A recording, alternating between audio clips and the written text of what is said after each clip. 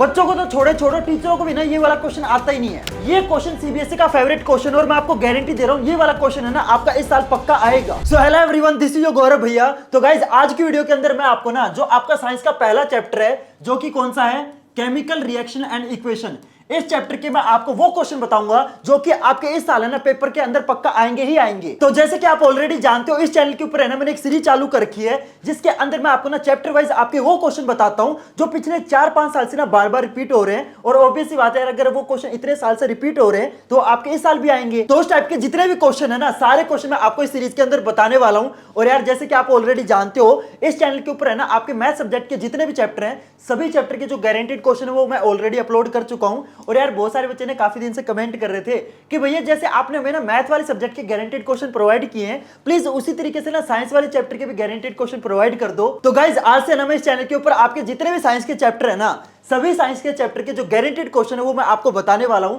और शुरुआत करेंगे हम आपका साइंस का पहले चैप्टर से, कौन सा है वो, केमिकल रिएक्शन एंड इक्वेशन वाले चैप्टर से। तो चलो बिना टाइम वेस्ट की वीडियो को स्टार्ट करते हैं। तो सबसे पहले क्वेश्चन में देखो आपको क्या बोला गया है। सबसे पहले क्वेश्चन में आपको बोला गया है right one chemical equation each for the chemical reaction in which the following have taken place. Okay, तो यहाँ पे आपके पास तीन पार्ट है और आपको तीनों की केमिकल इक्वेशन लिखनी है। ठीक है, सबसे पहला देखो क्या लिखा हुआ है, चेंज इन कलर। आपको एक ऐसी केमिकल रिएक्शन लिखनी है जिसके अंदर है ना कलर में चेंज हो। इसके देखो बहुत सारे एग्जांपल हो सकते हैं, आपको जो एग्जांपल आता है वो आप अपने हिसाब से कमेंट्स में मेरे को लिख के जरूर बताना। एक एग्जांपल मैं बताऊंगा, उसके अलावा अगर आपको कोई और एग्जांपल आता है तो वो तुम कमेंट में बताओगे। ठीक है, और मैं आपको एक और चीज बता देता हूं, इस वीडियो के अंदर है ना मैं आपको टोटल 10 क्वेश्चन कराऊंगा। ठीक है, हर एक करेक्ट आंसर का आपको 1 नंबर मिलेगा। जैसे फॉर एग्जाम्पल इन 10 क्वेश्चन में से मान लो आपके 7 क्वेश्चन सही हैं तो आपका स्कोर कितना हो गया, 7 आउट ऑफ 10। ठीक है, अगर आपके 5 क्वेश्चन सही हैं तो आपका स्कोर हो गया 5 आउट ऑफ 10। ठीक है, तो आपके जितने भी क्वेश्चन सही होंगे ना उसके हिसाब से आपका जितना भी स्कोर बनता है वो भी आपको मेरे को कमेंट्स में बताना है, ताकि यार मेरे को पता चले कि भाई कितने बच्चों को कितने क्वेश्चन आते हैं। अगर मेरे को आप बताओगे नहीं तो मेरे को पता कैसे चलेगा, मैं अंतर्यामी तो हूं नहीं, है ना, मेरे को सबने थोड़ी ना आ रहे हैं कि भाई फलाने बच्चे के इतने नंबर आए। तो मेरे को कमेंट करके जरूर बताना ताकि मेरे को पता चले कि भाई इस चैप्टर में कितने बच्चों के कितने नंबर आ रहे हैं। ठीक है, मेरे को कमेंट करके जरूर बताना। Clear everyone? तो देखो सबसे पहले वाली चीज करते हैं, सबसे पहला वाला पार्ट करते हैं। क्या बोला गया है, चेंज इन कलर। तो इसका क्या क्या एग्जाम्पल बन सकता है, वैसे तो देखो बहुत सारे एग्जाम्पल बन सकते हैं लेकिन जो सबसे फेमस एग्जाम्पल है ना वो मैं आपको बताता हूं। देखो आयरन को अगर आप कॉपर सल्फेट के सॉल्यूशन के अंदर डालोगे तो क्या होगा, डिस्प्लेसमेंट रिएक्शन होगी, है ना। जो आयरन है वो कॉपर से ज्यादा रिएक्टिव है तो आयरन क्या करेगा, कॉपर को रिप्लेस कर देगा। तो यहां पे क्या बनेगा, FeSO4 प्लस कॉपर आपका साइड में निकल जाएगा। राइट, अब देखो इसमें चेंज इन कलर कैसे हुआ। जो आपका कॉपर सल्फेट है ये आपके कौन से कलर का होता है, ये होता है आपका ब्लू कलर का, है ना। यानी कि रिएक्शन होने से पहले ये जो पूरा सॉल्यूशन था ये आपका ब्लू कलर का था, लेकिन जो आयरन है ना ये कॉपर को रिप्लेस कर देता है तो यहां पे क्या बनता है, आयरन सल्फेट।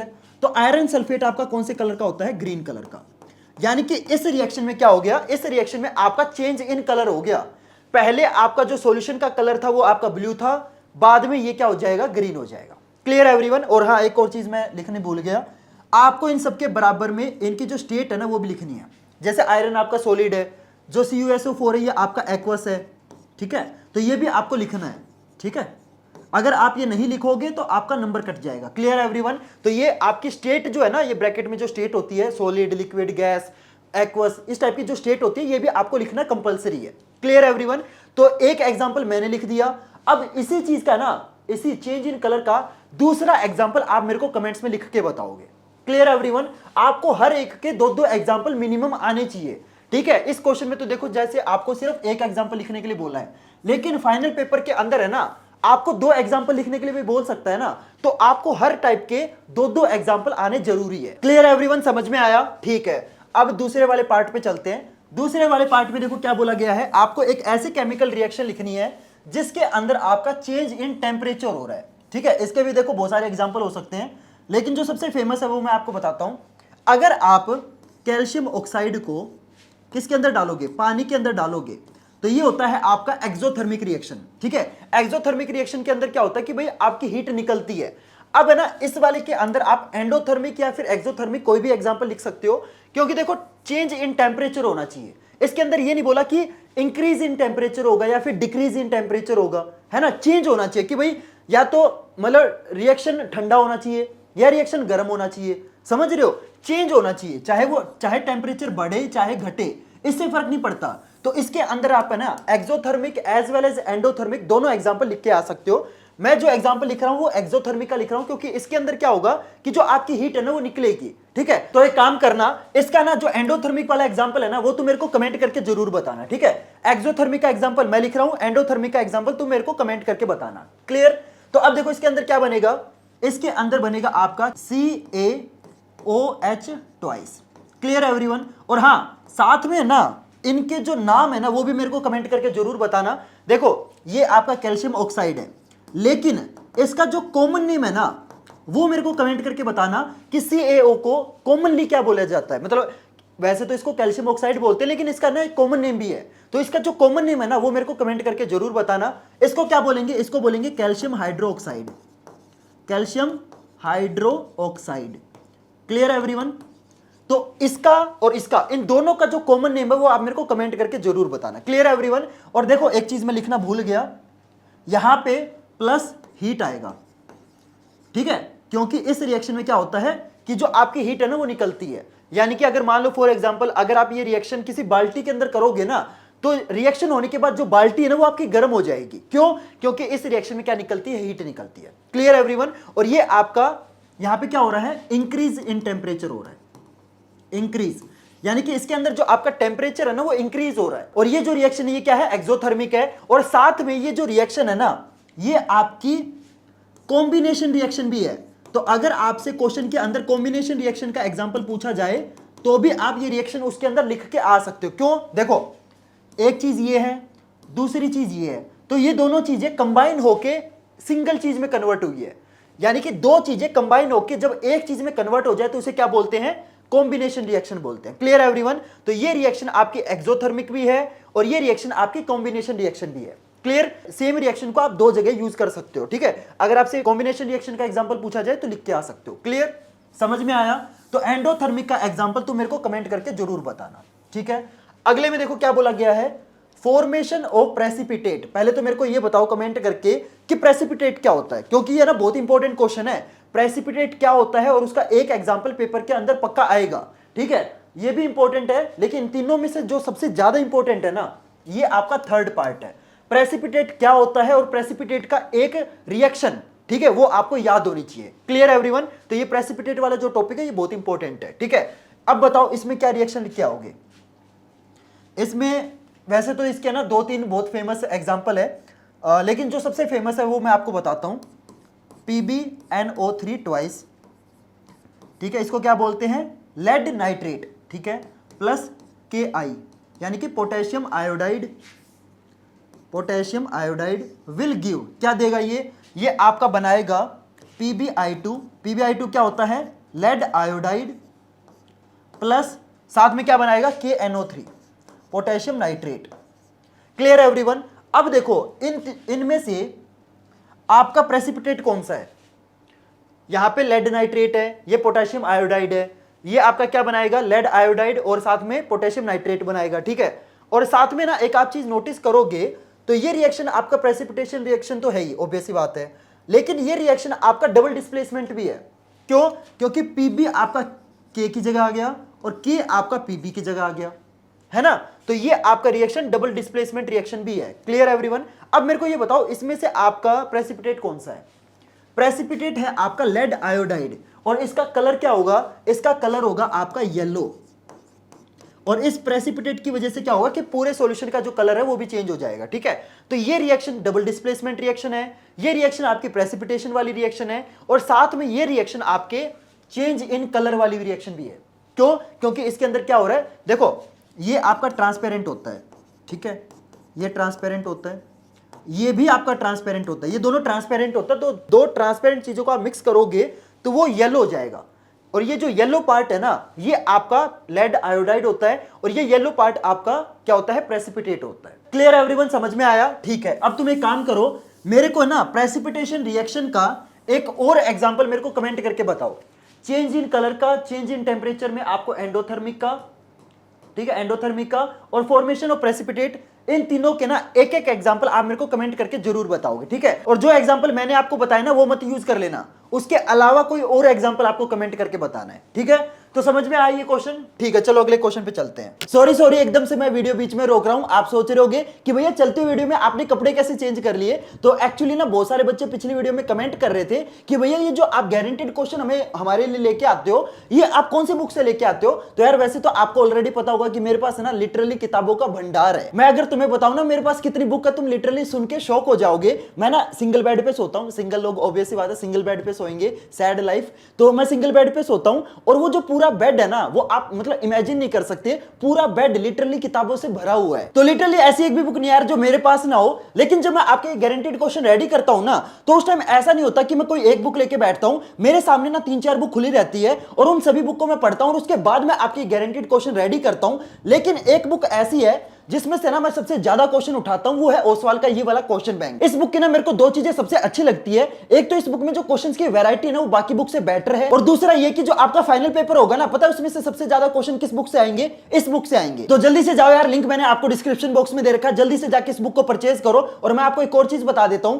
अगर आप इस बुक को मेरे लिंक से परचेज करोगे ना तो आपको 70 रुपए का डिस्काउंट मिलेगा। बाकी देखो यार आपकी मर्जी, आप जहां से परचेज करने चाहो वहां से परचेज कर सकते हो, लेकिन अगर आप कहीं और से परचेज करोगे तो ये बुक आपको थोड़ी सी महंगी मिलेगी। लेकिन अगर मेरे लिंक से परचेज करोगे ना तो आपको 70 रुपए का डिस्काउंट मिलेगा। और मैं आपको एक और चीज बता देता हूं, अभी तो मैंने अपने चैनल पे सिर्फ गारंटेड क्वेश्चन वाली सीरीज शुरू कर रखी है, लेकिन इस बुक से ना मैं फ्यूचर में और भी सीरीज लेके आने वाला हूं। जैसे आपका पेपर लीक वाली सीरीज हो गई, आपकी चीट शीट वाली सीरीज हो गई। तो अगर आपके पास ये बुक होगी ना तो आपका और मेरा जो कोऑर्डिनेशन है वो बहुत अच्छा बनेगा, क्योंकि जितने भी क्वेश्चन मैं कराऊंगा इसी बुक से कराऊंगा और ये सेम बुक आपके पास होगी। तो उससे क्या होगा कि आपका और मेरा जो कोऑर्डिनेशन है वो बहुत अच्छे से बन जाएगा। और मैं आपको एक और प्रॉमिस करता हूं, अगर आप इस बुक को परचेज करते हो ना तो इस बुक को कंप्लीट कराने की जो गारंटी है ना वो मेरी है। तुम्हें ना इस बुक को कंप्लीट करने की बिल्कुल टेंशन नहीं लेनी, इस बुक को ना पूरी मैं कंप्लीट कराऊंगा। तो जल्दी से जाओ इस बुक को परचेज कर लो। तो इस क्वेश्चन में देखते हैं क्या बोला गया है।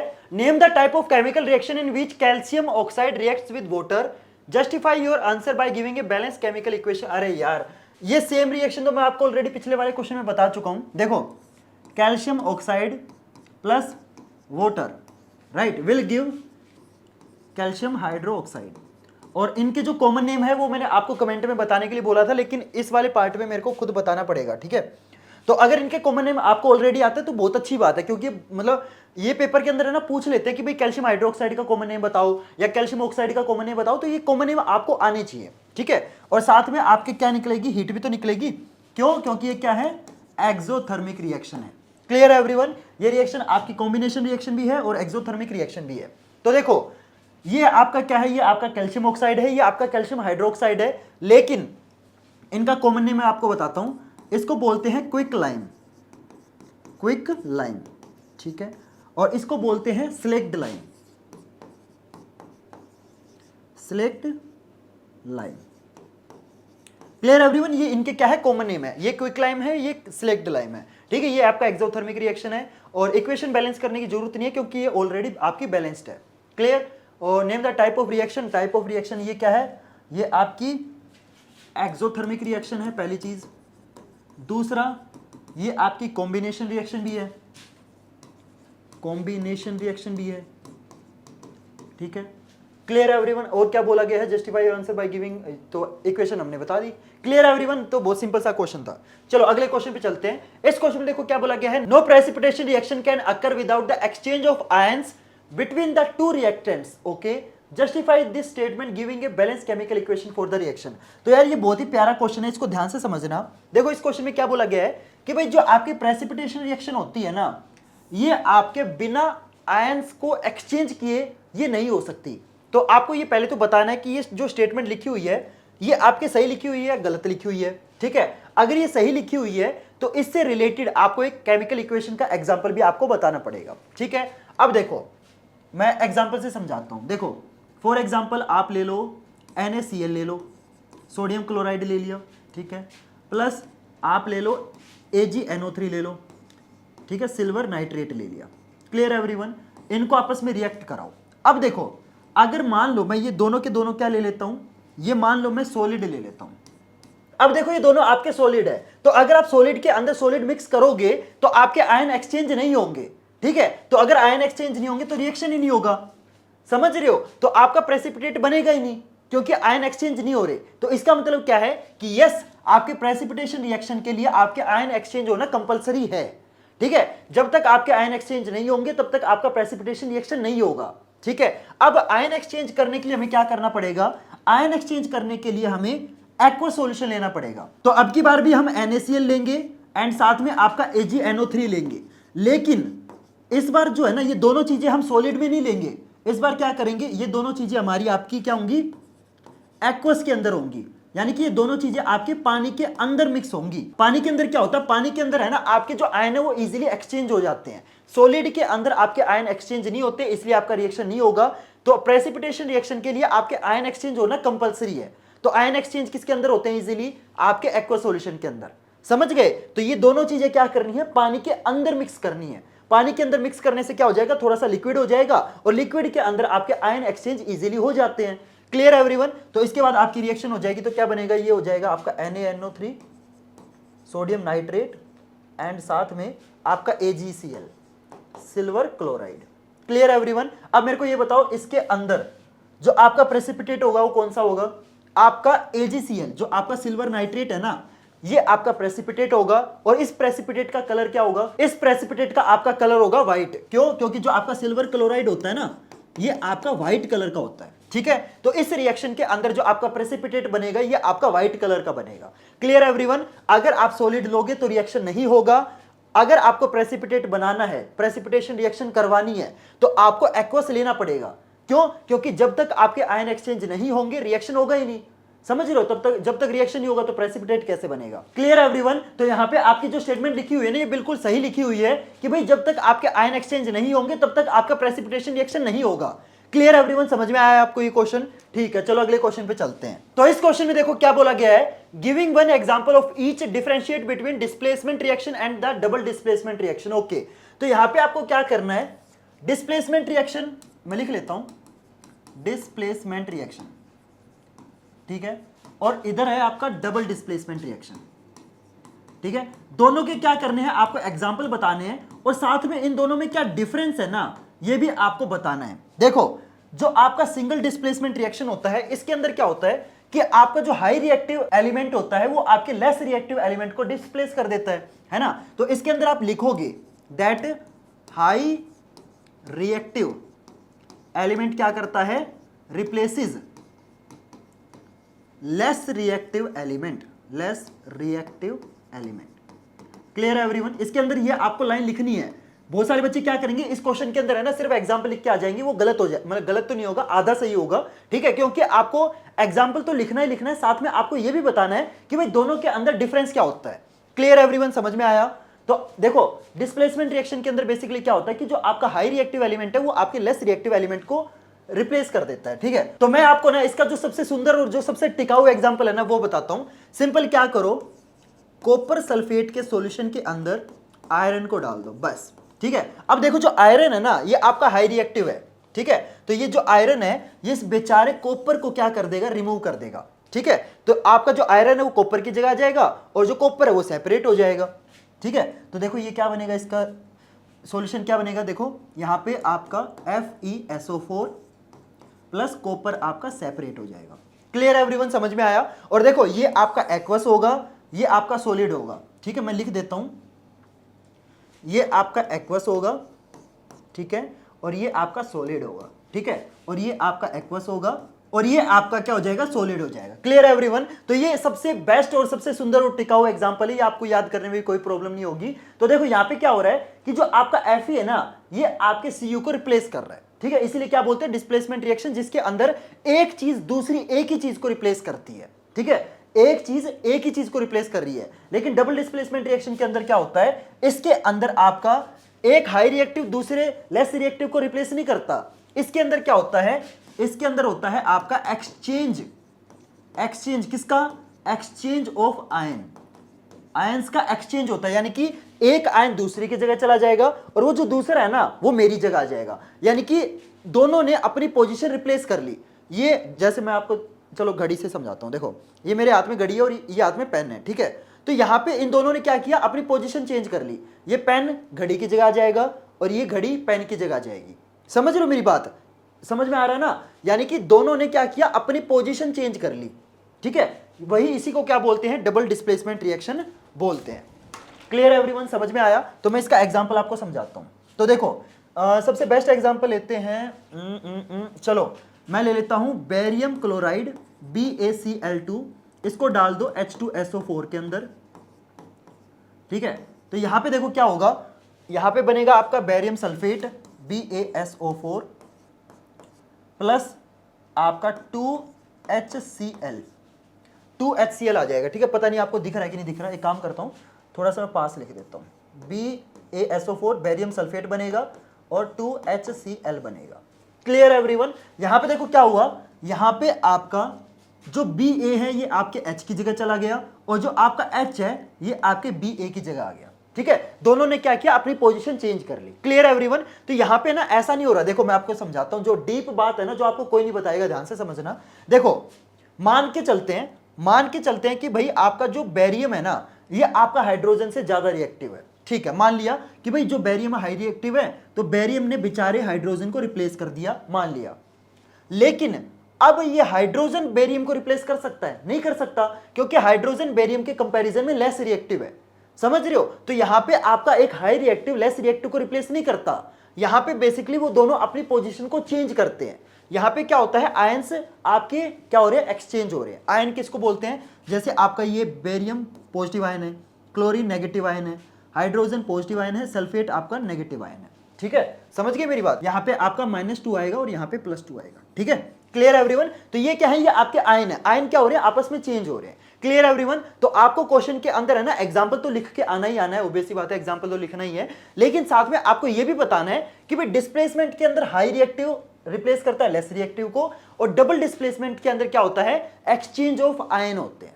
क्लियर? समझ में आया ये क्वेश्चन? तो काफी बढ़िया क्वेश्चन था। जो मेन चीज थी ना वो इसके अंदर एग्जांपल नहीं थी, जो मेन चीज है ना जो बहुत सारे बच्चे इसके अंदर लिखना भूल जाते हैं, दैट इज दिस लाइन। अगर आप इस क्वेश्चन के अंदर ये लाइन नहीं लिखोगे तो आपका गलत, मतलब एग्जाम्पल के आधे नंबर मिलेंगे और इस लाइन के आधे नंबर मिलेंगे। और आप ना इसके अंदर एक और लाइन लिख सकते हो, क्या लिख सकते हो कि इसके अंदर है ना आपके 2 कंपाउंड होंगे, 2 कंपाउंड, ठीक है। देखो मैं आपको समझाता हूं, ध्यान से समझना। देखो अगर आप इस रिएक्शन को देखोगे तो इसके अंदर आपका एक ही कंपाउंड है, कौन सा, कॉपर सल्फेट, है ना, एक ही कंपाउंड है। जो आयरन है ना ये आपका कंपाउंड नहीं है, ठीक है। आयरन तो सॉलिड है, समझ रहे हो, ये आपका एक एलिमेंट है, लेकिन ये जो कॉपर सल्फेट है ना ये आपका क्या है, कंपाउंड है। तो इस रिएक्शन के अंदर आपका सिंगल कंपाउंड होगा, ठीक है। तो इसके अंदर भी आप लाइन लिख सकते हो कि यहां पे आपका 1 कंपाउंड होगा, ठीक है, और डबल डिस्प्लेसमेंट के अंदर आपके 2 कंपाउंड होंगे। देखो कौन कौन से, ये बेरियम क्लोराइड ये भी आपका कंपाउंड है, और जो आपका सल्फ्यूरिक एसिड है ना ये भी क्या है, ये भी आपका कंपाउंड है। तो डबल डिस्प्लेसमेंट के अंदर आपके 2 कंपाउंड होते हैं, और डिस्प्लेसमेंट जो आपका सिंगल डिस्प्लेसमेंट होता है इसके अंदर आपका एक ही कंपाउंड होता है। Clear everyone? आपको समझ में आया क्वेश्चन? ठीक है, चलो अगले क्वेश्चन पे चलते हैं। तो इस क्वेश्चन में देखो क्या बोला गया है, translate the following statement into chemical equation and then balance it. Barium chloride reacts with aluminium sulphate to give aluminium chloride and a precipitate of barium sulphate. Okay, state the 2 types in which this reaction can be classified. Okay, तो यहां पे देखो आपको ना chemical reaction दे रखी है, ठीक है। आपको इस केमिकल रिएक्शन की केमिकल इक्वेशन लिखनी है। तो देखो सबसे पहले क्या बोला गया है, सबसे पहले आपके पास है बेरियम क्लोराइड यानी कि BaCl2, ठीक है। इसमें आपने क्या मिक्स किया है, एल्यूमिनियम सल्फेट यानी कि Al2SO4 थ्राइस, ठीक है। ये आपका एल्यूमिनियम सल्फेट है। तो ये क्या बनेगा, इसमें बनेगा पहले तो बेरियम सल्फेट बनेगा, BaSO4 बनेगा, एंड साथ में आपका एल्यूमिनियम क्लोराइड बनेगा, तो ये बनेगा आपका AlCl3। तो ये आपकी केमिकल इक्वेशन हो जाएगी। अब देखो क्वेश्चन में गिवन है कि आपका प्रेसिपिटेट कौन सा बनेगा, प्रेसिपिटेट होगा आपका बेरियम सल्फेट, यानी कि ये आपका प्रेसिपिटेट है। और ये कौन से कलर का होता है जल्दी बताओ, बेरियम सल्फेट आपका व्हाइट कलर का प्रेसिपिटेट होता है। Clear everyone? तो बेरियम सल्फेट क्या है, ये आपका प्रेसिपिटेट है, ठीक है। अब देखो आपको ये बताना है कि ये जो इक्वेशन है ये आपकी कौन से टाइप की इक्वेशन के अंदर आप इसको रख सकते हो। तो देखो ये आपकी रिएक्शन क्या है, सबसे पहले देखो प्रेसिपिटेट बन रहा है, तो इसका मतलब ये क्या है, ये आपकी प्रेसिपिटेशन रिएक्शन है, प्रेसिपिटेशन रिएक्शन, ठीक है। तो रिएक्शन की मैंने शॉर्ट फॉर्म लिख दी RXN। Clear everyone? तो ये जो आपकी इक्वेशन है ना, एक तो ये आपके प्रेसिपिटेशन टाइप की रिएक्शन है, दूसरा इसके अंदर एक चीज नोटिस करो, जो आपका बेरियम है ना ये आपके एल्यूमिनियम को रिप्लेस कर रहा है और जो एल्यूमिनियम है ना ये आपके बेरियम को रिप्लेस कर रहा है। तो यहां पे देखो दो आयन आपके चेंज हो रहे हैं, ठीक है, वो दोनों अपनी पोजीशन को क्या कर रहे हैं, एक्सचेंज कर रहे हैं। तो ये रिएक्शन क्या हो जाएगी, ये आपकी डबल डिस्प्लेसमेंट रिएक्शन भी तो हो जाएगी, double displacement reaction. Clear everyone, क्योंकि यहां पे क्या हो रहा है, दो चीजें अपनी क्या कर रही है, पोजीशन को चेंज कर रही है, ठीक है। प्रेसिपिटेट बन रहा है इसलिए प्रेसिपिटेशन रिएक्शन, दो चीजें अपनी पोजीशन को चेंज कर रही है इसलिए क्या हो रहा है, this is double displacement reaction, ठीक है। अब आपको इसको बैलेंस भी तो करना है ना, तो इसको बैलेंस करेंगे तो बेरियम सल्फेट, सल्फेट 3 है तो यहां पे लगा दो आप 3, ठीक है, और 3 बेरियम हो जाएंगे तो यहाँ पे 3, क्लोरीन आपके 6 हो गए तो यहाँ पे लगा दो 2 और एल्यूमिनियम आपके 2 हैं, ठीक है।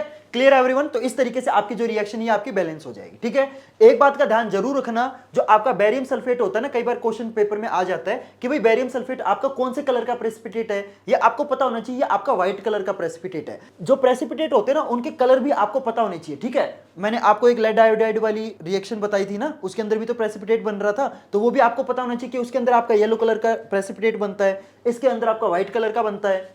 जो आपका AgCl है, ठीक है, एक ये भी प्रेसिपिटेट है, सिल्वर क्लोराइड भी तो आपका प्रेसिपिटेट है, ये भी आपका व्हाइट कलर का होता है। तो तुम्हारे जितने भी मेन प्रेसिपिटेट है ना, आपको उनके कलर भी याद होने चाहिए। देखो आपको सारे प्रेसिपिटेट के कलर याद करने की नीड नहीं है, लेकिन जो आपके मेन 3-4 प्रेसिपिटेट है ना उनके कलर याद कर लेना बस।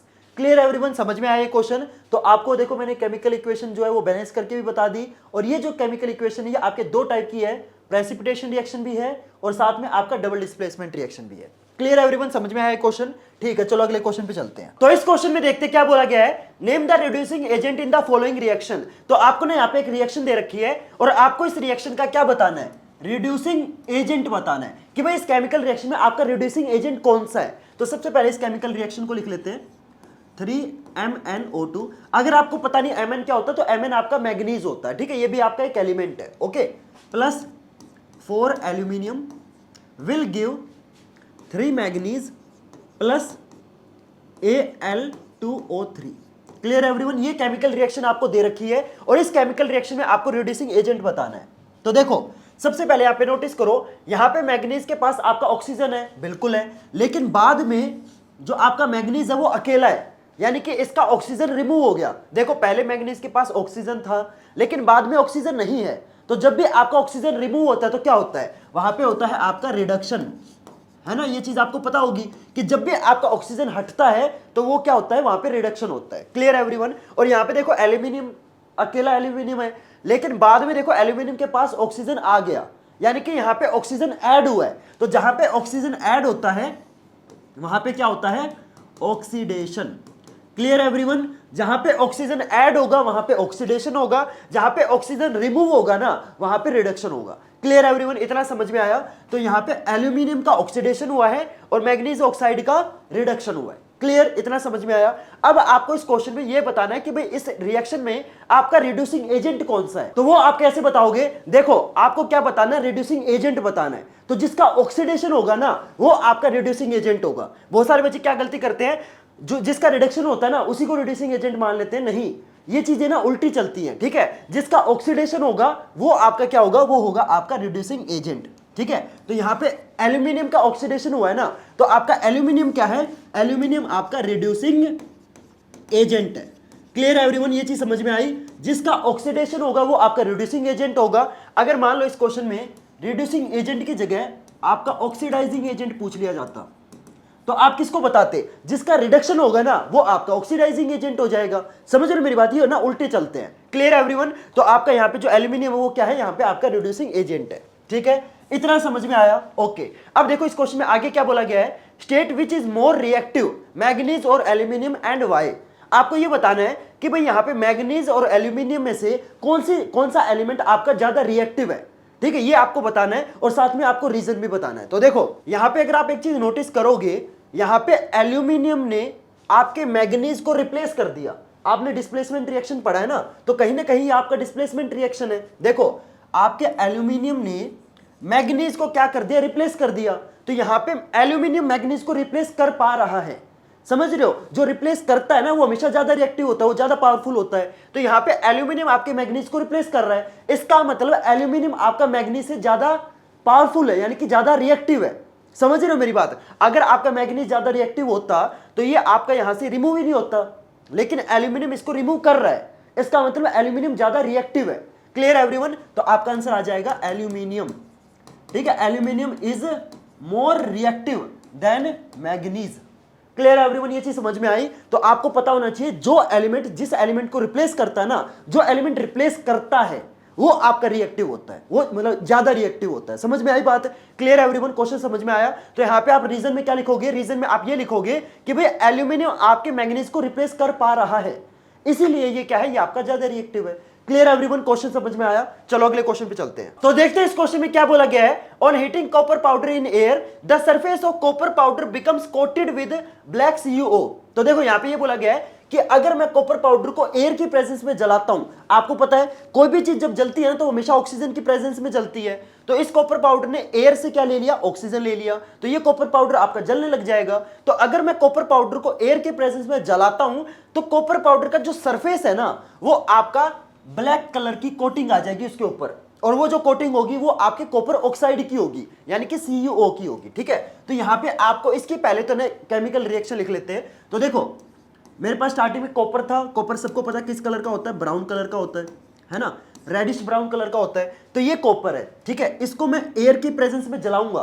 तो क्या होगा? एयर में से जो ऑक्सीजन है ना वो आपकी हेल्प करेगी जलने में, है ना। तो ऑक्सीजन से एयर से इसने क्या किया? ऑक्सीजन ले ली। ठीक है, तो कॉपर को एयर से ऑक्सीजन मिल गई। अब मैंने क्या किया? थोड़ी सी चिंगारी लगा दी, आग लगा दी, तो हीट दे दी मैंने इसको, तो ये कॉपर ऑक्साइड बन जाएगा, है ना, क्योंकि कॉपर और ऑक्सीजन आपस में मिल जाएंगे। ठीक है, तो क्या बनेगा? कॉपर ऑक्साइड बनेगा। Clear everyone? बैलेंस कर दिया मैंने इसको। अब देखो ये जो आपका कॉपर ऑक्साइड बना है ना ये आपका ब्लैक कलर का है। जो कॉपर आपका पहले रेडिश ब्राउन कलर का था वो जलने के बाद आपका ब्लैक कलर का बन गया। अभी तक क्वेश्चन में बस इतना बोला गया है, आगे देखते हैं क्या बोला गया है। How can this black coating be converted into brown copper?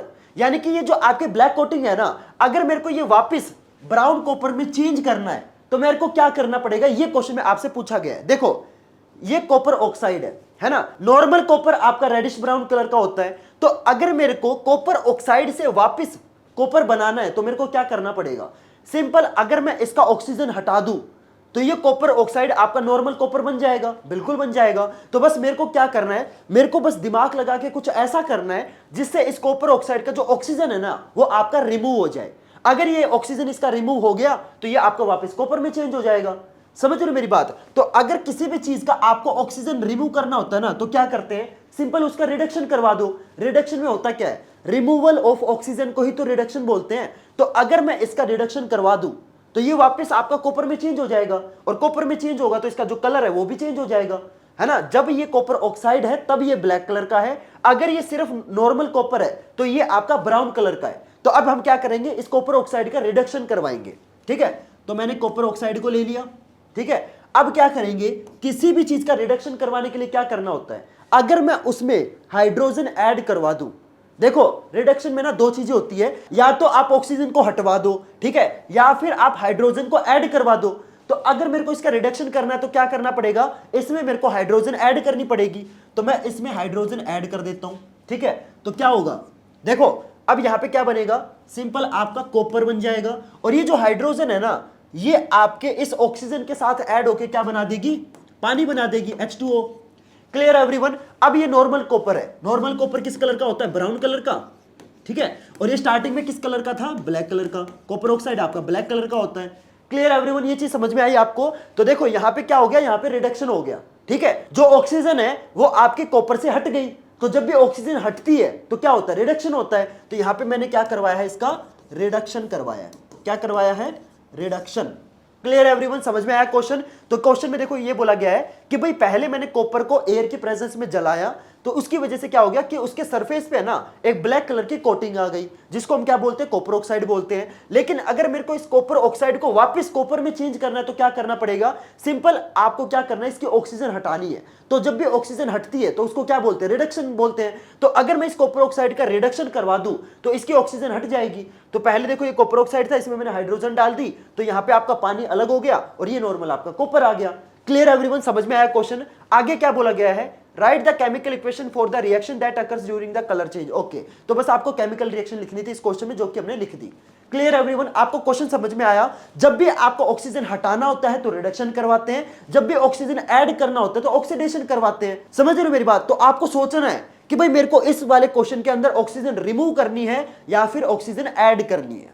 Clear everyone, समझ में आया क्वेश्चन? चलो अगले क्वेश्चन पे चलते हैं। तो देखते हैं इस क्वेश्चन में क्या बोला गया है। What happens when an aqueous solution of sodium sulphate reacts with an aqueous solution of barium sulphate. Okay, तो आपको ये बताना है कि अगर मैं सोडियम सल्फेट को मैं बेरियम सल्फेट के अंदर मिक्स कर दूं तो क्या होगा। देखो सोडियम सल्फेट का फॉर्मूला क्या होता है, सबको पता है, Na2SO4। ठीक है, इसको मैं मिक्स कर रहा हूं किसके अंदर, बेरियम सल्फेट। सॉरी गाइस, यहां पे ना मिसप्रिंट है, यहां पे ना सोडियम सल्फेट नहीं आएगा, सोडियम क्लोराइड आएगा। ओके, ये टाइपिंग मिस्टेक है यहां पे। ठीक है, तो मैं सोडियम सल्फेट को बेरियम क्लोराइड के अंदर मिक्स कर रहा हूं। ठीक है, तो बेरियम क्लोराइड का फॉर्मूला क्या होता है, BaCl2। क्लियर एवरीवन, तो आपको बताना है कि अब इसका प्रोडक्ट क्या बनेगा। तो देखो यहां पे आपकी ना डबल डिस्प्लेसमेंट रिएक्शन होगी, तो यहां पे जो सोडियम है ना ये आपका क्लोरीन के साथ मिक्स हो जाएगा और जो आपका बेरियम है ये आपका सल्फेट के साथ मिक्स हो जाएगा। तो यहां पे आपका बनेगा BaSO4 बेरियम सल्फेट प्लस नमक बनेगा NaCl। क्लियर एवरीवन, अब आपको आगे क्या बोला गया है, state the physical condition of the reactants in which the reaction between them will not take place. Okay, write the balanced chemical equation for the reaction and name the type of reaction. Okay, तो सबसे पहले तो आपको इसमें chemical reaction लिखनी है, तो हमने लिख दी। अब साथ में आपको इस क्वेश्चन में जो फिजिकल कंडीशंस है ना वो भी आपको बतानी है। तो देखो ये तो ऑब्वियस सी बात है, ये आपका एक्वस होगा। ठीक है, ये भी आपका एक्वस होगा क्योंकि क्वेश्चन में बोला गया है ना aqueous solution of sodium sulphate, aqueous solution of barium chloride, तो ये दोनों तो आपके एक्वस होंगे। यहाँ पे जो आपका बेरियम सल्फेट है ये आपका क्या होगा, this will be your precipitate. क्या होगा गाइज, ये आपका प्रेसिपिटेट होगा। ठीक है, और ये किस कलर का प्रेसिपिटेट होगा, ये होगा आपका व्हाइट कलर का। ठीक है, किस कलर का प्रेसिपिटेट होगा, ये जो बेरियम सल्फेट है ना ये आपका सॉलिड होगा और ये एक तरीके का क्या है, प्रेसिपिटेट है। और कौन से कलर का प्रेसिपिटेट है, व्हाइट कलर का प्रेसिपिटेट है। और ये जो आपका नमक है ये आपका एक्वस फॉर्म में होगा। क्लियर एवरीवन, तो इस केमिकल रिएक्शन की ये आपकी फिजिकल कंडीशंस है। तो हमने देखो इसमें एक बैलेंस केमिकल इक्वेशन लिखने के लिए हमें बोला गया था, वो हमने लिख दी। ठीक है, अभी बैलेंस करना रहता है, रुको बैलेंस करता हूं मैं। तो बैलेंस करने के लिए यहाँ पे 2 आ जाएगा और बाकी सब तो बैलेंस्ड है, बस आपको वहां पे ना NaCl के आगे 2 लगाना था। क्लियर एवरीवन, तो हमारी केमिकल इक्वेशन बैलेंस हो गई। अब आपको इस क्वेश्चन में ना टाइप ऑफ रिएक्शन भी बताना है कि भाई ये जो रिएक्शन है आपके कौन से टाइप की है।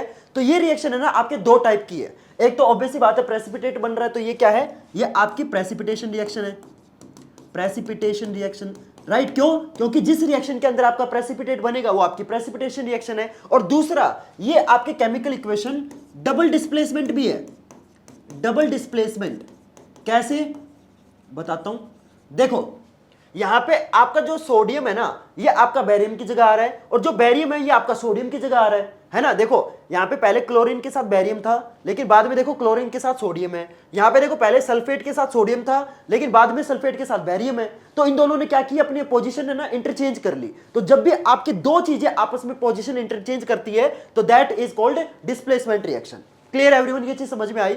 अब है ना इस क्वेश्चन में एक और चीज आपसे पूछी गई है जो कि बहुत इंपॉर्टेंट है, ध्यान से सुनना। तो क्या बोला गया है, state the physical condition of the reactant. आपको ना ऐसे एक फिजिकल कंडीशन बतानी है रिएक्टेंट्स की जिसके अंदर ये रिएक्शन आपका नहीं होगा। कि भाई देखो अगर आप ये दोनों चीजें एक्वस फॉर्म में लोगे ना तो आपको पता है ये केमिकल रिएक्शन तो होनी है, ऑब्वियस सी बात है। क्योंकि जब एक्वस फॉर्म होती है तो उसके अंदर क्या होता है कि आयन है ना आपके इजीली इंटरचेंज हो जाते हैं। लेकिन अगर आप इन रिएक्टेंट्स को सॉलिड फॉर्म में ले लोगे ना, यानी कि यहां पे एक्वस की जगह अगर इसको भी सॉलिड ले लोगे, ठीक है, और इस बेरियम क्लोराइड को भी अगर आप सॉलिड की फॉर्म में ले लोगे तो ये रिएक्शन आपकी नहीं होगी। क्यों, क्योंकि आपकी रिएक्शन होने के लिए आयंस का इंटरचेंज होना बहुत ज्यादा जरूरी है। कम से कम इन दोनों में से एक चीज तो आपके एक्वस होनी जरूरी है। अगर आप इन दोनों को सॉलिड ले लोगे ना तो ये आपकी केमिकल रिएक्शन नहीं होगी। समझ में आई बात, क्योंकि जब तक आपके आयन इंटरचेंज नहीं होंगे तब तक आपकी केमिकल रिएक्शन हो ही नहीं सकती। क्लियर एवरीवन, समझ में आया क्वेश्चन।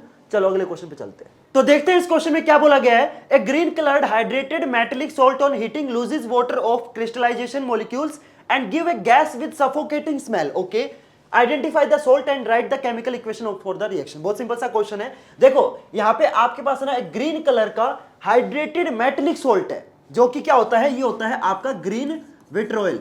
क्या होता है, ग्रीन विट्रोइल, जिसका फॉर्मूला क्या होता है, इसका फॉर्मूला होता है आपका FeSO4.7H2O। ठीक है, इसके अंदर है ना आपके पानी के 7 मॉलिक्यूल होते हैं और इसका जो कॉमन नेम है ना वो आपका ग्रीन विट्रोल है। Clear everyone.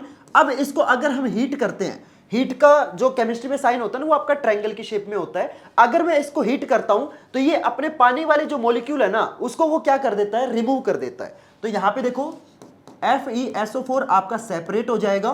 ठीक है, FeSO4 सेपरेट हो गया और जो आपका पानी है ना वो भाप बन के उड़ जाएगा, यानी कि स्टीम बन के उड़ जाएगा। Clear everyone. तो अगर आप इसको गर्म करोगे तो इसका FeSO4 अलग हो जाएगा और जो पानी है ना ये आपका गैस की फॉर्म में यानी कि स्टीम की फॉर्म में ये भाप बन के उड़ जाएगा। क्लियर एवरीवन, ये चीज समझ में आई।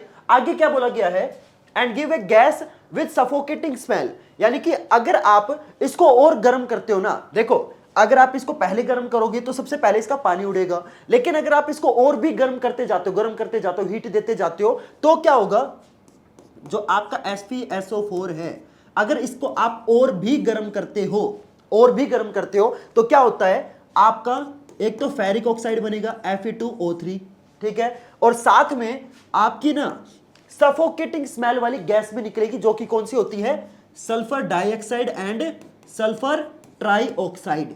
Clear everyone. और ये जो सल्फर डाइऑक्साइड और जो सल्फर ट्राइऑक्साइड है ये आपकी गैस की फॉर्म में निकलेगी क्योंकि ये गैस है, और ये जो आपका फेरिक ऑक्साइड है ये आपका सॉलिड होगा। और ये किस कलर का होता है, ये होता है आपका रेडिश कलर का। किस कलर का होता है, रेडिश कलर का। क्लियर एवरीवन, ये चीज समझ में आई। अगर आप इसको पहले गर्म करोगे ना तो FeSO4 अलग हो जाएगा, वाटर अलग हो जाएगा, लेकिन अगर आप इसको और भी गर्म करते हो ना तो पहले आपका फेरिक ऑक्साइड बनेगा जो कि रेड कलर का होता है और ये आपका सॉलिड की फॉर्म में होगा, और जो आपकी सल्फर डाइऑक्साइड और जो सल्फर ट्राइऑक्साइड गैस है ये आपकी सेपरेट हो जाएंगी। क्लियर एवरीवन, समझ में आया। इसको मैं बैलेंस कर देता हूं तो Fe यहां पे 2 आएगा। ठीक है, बाकी सारी चीजें ऑलरेडी बैलेंस है। क्लियर एवरीवन, समझ में आया आपको। तो ये चीज आपको इस क्वेश्चन के अंदर बतानी थी, आपको इस क्वेश्चन के अंदर केमिकल रिएक्शन लिखनी थी तो वो हमने लिख दी है। क्लियर, समझ में आया क्वेश्चन। अब है ना मैं आपको एक और क्वेश्चन देता हूं होमवर्क के लिए। आपको ये तो पता चल गया कि यार इसको ना ग्रीन विट्रोल बोलते हैं, लेकिन तुम्हें ना मैं एक क्वेश्चन दे रहा हूं होमवर्क के लिए। जल्दी से मेरे को कमेंट में ये बताओ कि ब्लू विट्रोल किसको बोलते हैं। ब्लू विट्रोल का जो केमिकल फॉर्मूला है ना वो आप मेरे को जल्दी से कमेंट करके बताओ। देखो इसको हम ग्रीन विट्रोल बोलते हैं, ब्लू विट्रोल का केमिकल फॉर्मूला क्या होता है ये आपको मेरे को कमेंट करके बताना है। क्लियर एवरीवन, समझ में आया क्वेश्चन। ये आपका होमवर्क वाला क्वेश्चन है, जल्दी से कमेंट करके बताओ, अभी बता दो, मतलब तुम्हारा होमवर्क अभी पूरा हो जाएगा। ठीक है, अब जो आपका अगला क्वेश्चन है ना वो आपका आज का होमवर्क वाला क्वेश्चन है। इस क्वेश्चन का जो आंसर है वो सभी बच्चे मेरे को कमेंट करके जरूर बताएंगे कि भाई इसका आंसर क्या आएगा। देखो मैं हर वीडियो के अंदर है ना लास्ट में आपको एक होमवर्क वाला क्वेश्चन देता हूं, तो ये आपका आज वाला क्वेश्चन है। चाहे तुम्हें ये क्वेश्चन आता हो चाहे नहीं आता हो इससे फर्क नहीं पड़ता, लेकिन हर बच्चा इस क्वेश्चन का जो आंसर है ना वो आपको मेरे को कमेंट में जरूर बताएगा। फर्क इससे नहीं पड़ता कि तुम्हें क्वेश्चन आता कि नहीं आता है, फर्क इससे पड़ता है कि तुम इस क्वेश्चन को ट्राई कर रहे हो कि नहीं कर रहे हो। तो हर बच्चे को एटलीस्ट ये क्वेश्चन ट्राई जरूर करना है। क्लियर एवरीवन, और साथ में ना मेरे को कमेंट करके ये भी बताना कि आपका ना स्कोर कितना है। जब मैंने वीडियो स्टार्ट करी थी तो मैंने आपको बोला था ना कि इस वीडियो में मैं टोटल आपको 10 क्वेश्चन कराऊंगा और हर एक करेक्ट आंसर का आपको 1 नंबर मिलेगा। तो आपको ना मेरे को कमेंट करके जरूर बताना कि आपका स्कोर कितना है। अगर तुम्हारे 5 क्वेश्चन सही है तो तुम्हारा स्कोर हो गया 5 आउट ऑफ 10। अगर तुम्हारे 8 क्वेश्चन सही है तो तुम्हारा स्कोर हो गया 8 आउट ऑफ 10। तो मेरे को ना कमेंट करके जरूर बताना कि तुम्हारा स्कोर कितना है। क्लियर है एवरीवन, और साथ में यार मेरे को ना कमेंट करके ये भी बताना कि आपको ना नेक्स्ट वीडियो में कौन से चैप्टर के इंपॉर्टेंट क्वेश्चन चाहिए। जिस चैप्टर की ज्यादा डिमांड आएगी ना अगली वीडियो में मैं आपको उस चैप्टर की जो इंपॉर्टेंट क्वेश्चन है वो मैं आपको प्रोवाइड कर दूंगा। और साथ में यार चैनल को भी सब्सक्राइब कर लेना, क्योंकि इस टाइप की जो वीडियोस है ना मैं इस चैनल पे अपलोड करता रहता हूं। तो अगर आप इस चैनल को सब्सक्राइब करोगे तो उससे क्या होगा, जब भी मैं ऐसी अगली वीडियो अपलोड करूंगा ना तो आपको पता चल जाएगा। तो चलो गाइस मिलते हैं फिर अगली वीडियो में नए टॉपिक के साथ, तब तक के लिए goodbye and have a nice day.